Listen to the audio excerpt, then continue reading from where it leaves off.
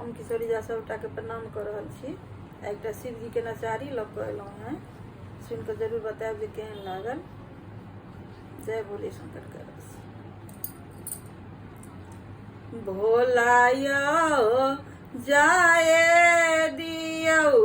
नैहरबा, हमरा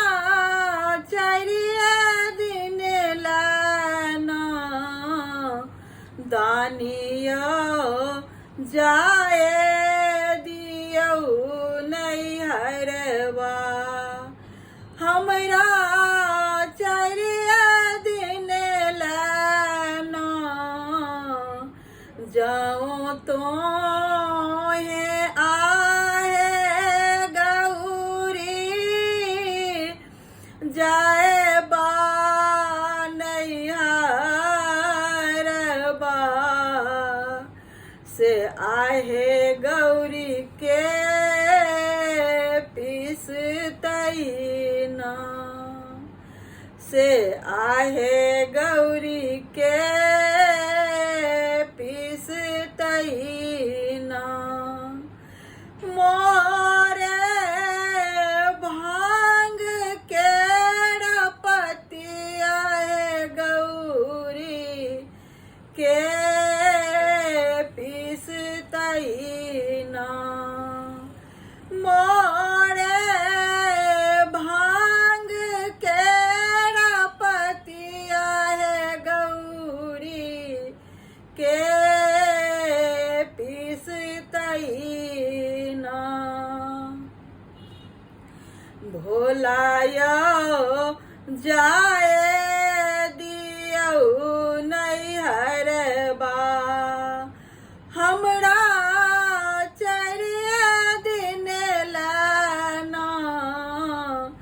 दानियो जाए दियौ नैहरबा, हमरा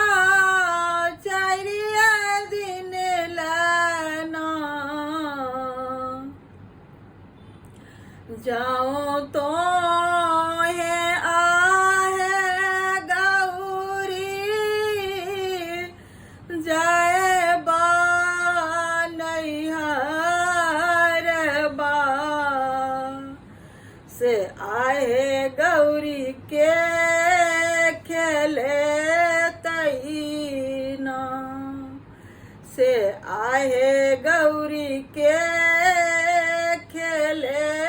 तैना, मोरे कार्तिक गणपति गौरी के खेले तैना, मोरे कार्तिक गणपति गौरी के खेले तैना। भोला यौ जाए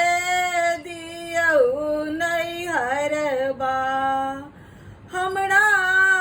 चारिये दिन लाना दानियो जाए दियौ नैहरबा, हमरा चारिये दिन लाना जाओ तो है आहे गौरी जाए बा नैहरबा, से आहे गौरी के चढ़े तैना, से आहे गौरी के चढ़े तैना, मोरे खूजल बसहा है गौरी के चढ़े तैना, मोरे बान्हल